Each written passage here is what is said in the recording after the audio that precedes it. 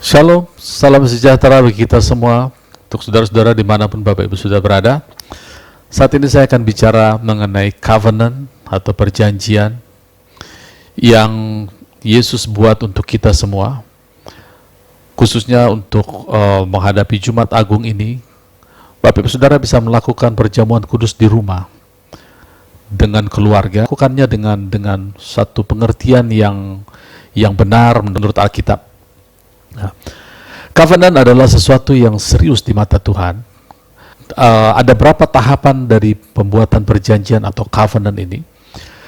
Salah satunya adalah meal atau makanan dan minuman. Kalau kita baca di Alkitab bahwa selalu di akhir covenant itu ada makan dan minum. Saya tidak akan sempat bukakan satu-satu ayatnya, tapi salah satunya pada waktu terjadi perjanjian Musa di Gunung Sinai, mereka duduk di kaki gunung dan mereka makan. Ya, mungkin itu juga sebabnya dalam pernikahan juga ada makan dan minum, karena pernikahan adalah covenant. Nah, saudara, covenant adalah dari beberapa tahapan itu ada satu bagian dari covenant itu, dari pembuatan perjanjian itu, yaitu makan dan minum. Dan ini Tuhan Yesus katakan, lakukan ini sesering mungkin. Di 1 Korintus dikatakan, lakukan ini sesering mungkin. Untuk apa, saudara? Untuk mengingatkan kita akan covenant yang Allah buat, dan kita adalah penerima manfaat. Nah, kita tahu bahwa dalam covenant ini kita tidak dilibatkan sama sekali. Itu adalah antara Allah dan Allah Anak dan Allah Bapa. Ya, firman Allah yang menjadi manusia dan Allah Elohim. Ya, jadi antara Allah dan dua-duanya adalah link yang kuat, tidak akan melanggar. Jadi tidak ada yang bisa melanggar covenant ini sekarang. Kita tidak masuk ke dalam covenant kalau kita tidak percaya. Kita tidak bisa langgar covenant ini. Tidak bisa dilanggar, ya. Karena covenant ini bukan antara kita dan Allah. Kita adalah beneficiary. Meterainya ada dua, saudara. Meterai perjanjian ini adalah antara Yesus dan Allah adalah darahnya sendiri. Lalu kita yang akan masuk ke dalam covenant ini, meterainya adalah Roh Kudus. Jadi kalau kita mau mengambil semua manfaat dari covenant ini, maka kita harus mendengar suara Roh Kudus. Tidak ada cara lain, saudara. Karena ini janji-janji ini, itu sebabnya 2 Petrus katakan semua janji-janji ini hanya bisa didapat kalau kita bertumbuh dalam pengenalan akan Kristus dan bertumbuh di dalam kasih karunia yang melimpah. Kasih karunia adalah hidup dalam damai sejahtera. Karena Roma 5 katakan oleh iman kita mengakses hidup dalam damai sejahtera, hidup dalam shalom. Shalom adalah satu kata-kata yang kaya, kelimpahan, perlindungan, penyertaan Tuhan, segala sesuatu. Jadi hidup di dalam shalom, dan oleh iman juga kita mengakses kasih karunia. Jadi kasih karunia adalah hidup di dalam shalomnya Allah. Dan itu hanya bisa melimpah kalau kita ada di dalam iman dan kasih. Ya, jadi, nah, apa hubungannya dengan meals, atau apa hubungannya dengan perjamuan yang kita lakukan? Perjamuan adalah bagian dari covenant yang bisa kita lakukan sebagai orang-orang yang menerima manfaat, dan bisa kita lakukan, Tuhan Yesus katakan, lakukan sesering mungkin. Gereja mula-mula melakukan itu hampir tiap hari bahkan. Tapi kita bersyukur di tempat kita setiap minggu. Dan saya meng-encourage Bapak Saudara untuk bisa melakukan tiap hari di rumah. Ya, bukan untuk membujuk Tuhan, bukan, tapi untuk mengingatkan kita akan perjanjian. Itu karena covenant di mata Allah itu serius. Allah yang membuat covenant dengan Abraham pada waktu dia akan menghancurkan kota Sodom, dia bilang, masakan aku tidak memberitahu rencanaku ini kepada Abraham sahabatku? Gitu, ya. Itu serius. Saudara, Yudas, ya, yang pada saat terakhir dia bertemu Yesus masih memanggil dia teman, karena bagi Yesus, bahkan pada waktu malam perjamuan terakhir, Yesus masih menyapa dia masih menganggap dia sebagai teman covenant. Yesus memberikan roti, mengajak dia perjamuan, itu berarti Yesus mengajak dia tetap ada di dalam covenant. Sekalipun Yesus katakan, celakalah orang yang olehnya anak manusia diserahkan. Sekalipun Tuhan Yesus katakan begitu, tapi Yesus masih memasukkan dia di dalam covenant. Bahkan waktu Yudas datang bersama tentara imam besar, dia katakan, teman, dengan inikah engkau datang? Dengan maksud inikah engkau datang? Dia panggil dengan sapaan sahabat, friend. F-nya huruf besar. Ya. Jadi covenant adalah satu yang serius. Saudara, kita melakukan perjamuan kudus. Itu, saudara, tidak ada di Alkitab dikatakan perjamuan kudus itu untuk kita sukses, untuk kita sembuh, tidak. Perjamuan kudus adalah untuk mengingatkan kita bahwa kita ada di dalam covenant. Dan dengan kita mengingat itu, maka iman kita akan bangkit. Iman percaya kita akan bangkit. Waktu iman percaya kita akan bangkit, kita akan berani melakukan hal-hal sesuai dengan apa yang iman katakan. Kita ingat Daud pada saat dia akan mengalahkan Goliat. Dia adalah orang yang conscious, sadar akan perjanjian. Dia mengatakan, siapa orang Filistin yang tidak bersunat ini berani menghina umat Allah? Apa yang dia maksud dengan kata-kata bersunat? Covenant minded. Saudara, Tuhan ingin supaya kita covenant minded. Karena itu kita, setiap kali kita masuk dalam covenant ini, kita memperingati kematian Tuhan, kita memperingati kemurahannya, kebaikannya. Saudara, kita masuk dalam covenant, kita akan mengalami kebaikan Tuhan. Dan kebaikan Tuhan itu membuat kita metanoia, kata firman Tuhan. Dan semua kebaikan Tuhan dimaksud, ditujukan supaya kita masuk ke dalam desain kita yang sesuai dengan apa yang menjadi rencana Allah dalam hidup kita. Karena kemurahan Allah akan membawa kita kepada pertobatan demi pertobatan. Saudara, saya akan bicara dulu pada saat sebelum kita masuk ke dalam covenant, inilah kondisi kita, saudara, di Efesus pasal 2. Sebelum kita masuk ke dalam covenant, saudara, di Efesus pasal 2 ayat 12 dikatakan bahwa waktu itu kamu tanpa Kristus. Satu, tidak termasuk warga kerajaan Israel, tidak mendapat bagian, tidak ada janji-janji dalam ketentuan-ketentuan yang dijanjikan, tanpa pengharapan dan tanpa Allah. Ini adalah satu kehidupan yang sangat mengerikan. Pertama, tanpa Kristus, lalu tanpa janji-janji, tanpa pengharapan, dan tanpa Allah. Kristus adalah kehidupan orang percaya. Itu satu kehidupan yang penuh dengan pengurapan, karena arti kata Kristus adalah diterjemahkan dari Mesias, bahasa Ibrani, ke dalam bahasa Girika menjadi Kristo, bahasa Inggris menjadi Christ, bahasa Indonesia Kristus, yang artinya adalah yang diurapi atau urapan itu sendiri. Jadi bagi kita orang Kristen yang percaya Tuhan, hidup adalah Kristus, hidup adalah pengurapan. Hidup adalah pengurapan, dan Kristus tinggal di dalam kita oleh iman. Iman datang oleh living voice, rema atau living voice. Semua perkataan yang keluar dari mulut Allah, living voice. Bukan doktrin, saudara. Kalau doktrin, kita bisa belajar dari Alkitab, banyak doktrin. Ya, beberapa kelihatan bertentangan, tapi tidak bertentangan. Itulah doktrin. Ya, contohnya, pada saat Paulus dikatakan, aku akan mengutus engkau ke bangsa-bangsa, aku akan menjadikan engkau menjadi pemberita Injil, menjadi alatku untuk memberitakan Injil di bangsa-bangsa di luar Israel. Tetapi kisah Rasul juga mengatakan, Roh Kudus mencegah Paulus masuk ke satu daerah, Misia kalau tidak salah. Roh Yesus juga mencegah dia. Nah, artinya dalam saat-saat tertentu, Roh bicara, tidak selalu kita harus mengikuti doktrin, tapi kita harus mengikuti living voice. Itu penting bagi kita semua. Ya. Nah, saudara, dulu tanpa covenant kita hidup di dalam tanpa Kristus, tanpa janji-janji, tanpa pengharapan, tanpa Allah. Sekarang di dalam covenant, di Ibrani pasal 12 ayat 22-24 mengatakan bahwa kita datang ke Bukit Sion, kita datang ke kota Allah yang hidup, Yerusalem baru, kita datang kepada ribuan malaikat, kita datang kepada kumpulan meriah di surga, umat Allah, dan juga jemaat anak-anak sulung, di mana Efesus katakan yang di surga dan yang di bumi mendapat nama yang sama dari Allah yang sama. Kemudian kita datang kepada Allah yang adalah hakim, tentu yang hal-hal yang baik, judgment yang baik sesuai dengan karya Kristus. Allah menjudge kita.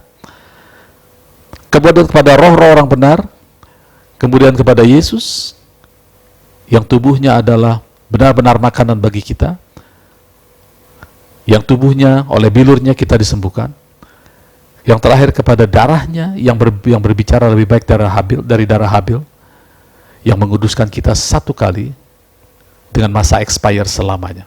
Ini yang dua terakhir, saudara, saya akan bagikan.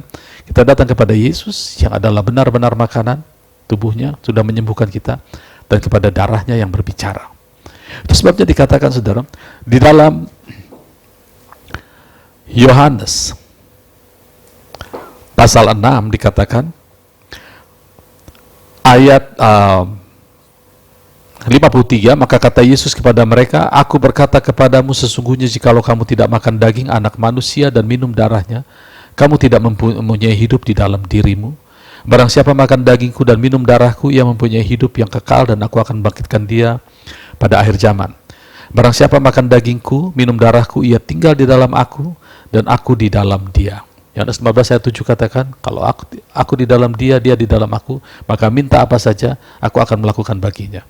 Saudara, ini adalah janji-janji yang indah bagi kita semua, bahwa covenant di mata Allah adalah sesuatu yang serius. Oleh karena itu, satu-satunya ritual dari covenant yang bisa kita lakukan adalah dengan melakukan perjamuan kudus. Saudara-saudara bisa lakukan perjamuan kudus dimanapun Bapak Ibu Saudara berada, dengan roti dan anggur. Saudara katakan sebelum makan roti dan anggur, saudara baca firman bahwa saudara adalah ciptaan baru di dalam Kristus. Jangan lagi katakan bahwa saudara adalah debu tanah, atau saya adalah orang berdosa yang diselamatkan oleh kasih karunia. Saudara ingat, debu tanah atau orang berdosa dan orang yang diselamatkan dalam kasih karunia adalah dua spesies yang berbeda. Kita mau yang spesies yang satu atau yang dua? Barang siapa di dalam Kristus, dia adalah ciptaan baru, bukan debu tanah lagi. Ya betul, di saat kita Petrus dikatakan, semua yang hidup adalah seperti rumput, bunga layu dihempas angin. Tapi saudara baca ayat sebelumnya, bahwa kita adalah dilahirkan dari firman, yaitu dari firman yang tidak fana.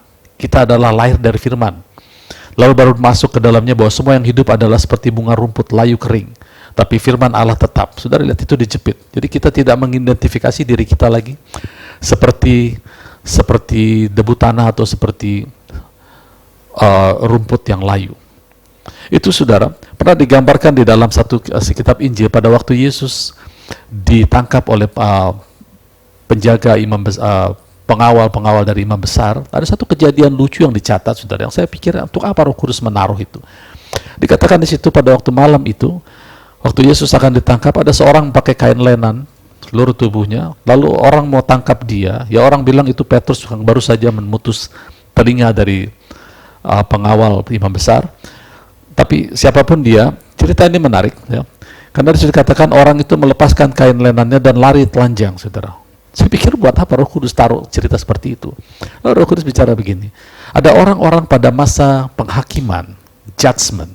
Kata judgment di sini adalah krisis. Krisis itu adalah keadaan yang cenderung membahayakan, keadaan yang datang yang cenderung negatif membahayakan. Nah, pada masa krisis ada orang-orang yang meninggalkan naturalnya atau keilahiannya, atau apa yang disebut dengan natural ilahi. Kita tahu bahwa dalam 1 Petrus kita memiliki janji-janji, tapi kita juga harus penuh dengan pengetahuan akan firman Tuhan. Karena dengan cara demikian kita mengambil bagian di dalam natural ilahi. Dan pada saat masa penghakiman, pada saat judgment, kasih Allah akan sempurna kalau kita berani mengakui seperti Kristus. Demikianlah kita di bumi. Jadi kita tidak melepaskan natural kita hanya karena judgment dari dunia, ancaman dari dunia. Nah, ada orang-orang yang meninggalkan itu, lalu mereka mulai menjudge, mengeluarkan perkataan-perkataan yang tidak sama dengan firman Allah. Nah, itu yang Roh Kudus gambarkan di dalam kisah di Injil ini, bahwa keadaan itu tidak seharusnya terjadi, saudara. Ya. Karena Allah, jangan pandang Allah seperti dunia agamawi memandang. Saudara tahu pada saat tabut perjanjian diambil oleh orang Filistin, mereka ditekan oleh Allah, lalu raja-raja Filistin mengembalikan tabut itu. Saudara lihat bagaimana mereka mengembalikan? Mereka mengembalikan tabut itu dengan menaikkannya di atas kereta yang baru. Padahal itu tidak boleh. Harusnya tabut itu dipikul oleh imam besar, oleh para imam.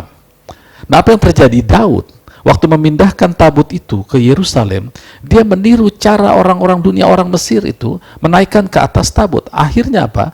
Pada waktu tabut itu tergelincir, Ahio berusaha, dua orang anak imam berusaha memegang, dan mereka disambar oleh Tuhan, dan mereka mati di tempat. Padahal Daud sudah mengeluarkan puji-pujian, sudah full, saudara. Nah, yang kedua kali tabut itu diangkat oleh imam besar, di situ aman. Oleh karena itu, saudara, jangan memperlakukan Allah atau memandang Allah seperti orang dunia memandang, atau seperti agamawi memandang. Saudara, belajar masuk ke dalam, mari kita belajar terus penuhi hati kita dengan covenant minded seperti Daud. Covenant minded, sehingga kita bisa mendapatkan manfaat dari covenant ini. Semua janji-janji di dalam covenant itu adalah bukan sekedar janji, tetapi itu adalah covenant things. Maka kita harus mengambilnya dengan cara covenant. Tadi saya katakan, meterainya yang pertama adalah darah Yesus. Dan materai kita untuk masuk dalam perjanjian itu adalah Roh Kudus. Jadi kita harus dengar suara Roh Kudus, kita harus bersekutu dengan Roh Kudus untuk kita bisa mendapatkan segala yang Roh Kudus ungkapkan, wahyukan kepada kita. Segala yang diwahyukan kepada kita itu adalah milik kita dan keturunan. Tetapi segala yang tersembunyi itu adalah milik Allah.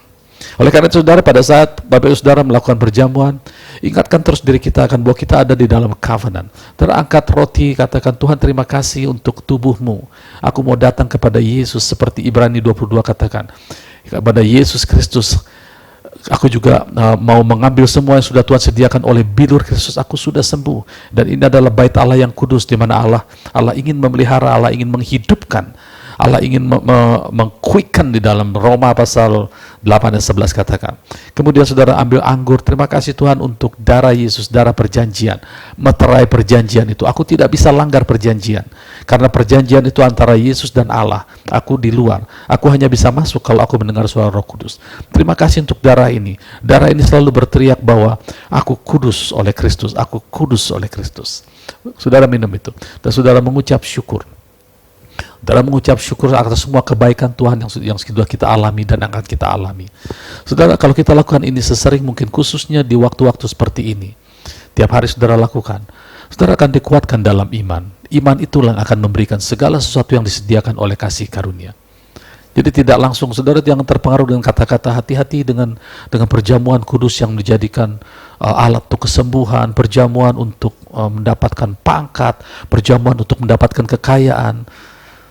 Tidak seperti itu. Perjamuan adalah untuk menaikkan iman kita, supaya dengan iman ini kita mengambil semua janji-janji Allah yang Allah keluarkan melalui living voice yang kita dengar. Kita bersekutu di dalam covenant ini, kita mengingatkan diri kita dalam covenant, kita berperkara bersama Tuhan Yesus. Itu sebabnya Allah katakan, mari ingatkan aku, mari kita berperkara, let us plead together. Mari kita judge masalahmu apa, sama-sama. Karena engkau tidak bisa menjudge masalahmu sendiri. Engkau harus menjudge masalahmu dengan perkataanku. Mari kita judge sama-sama. Engkau akan jadi pemenang, bahkan lebih daripada pemenang. Amin. Tuhan Yesus memberkati.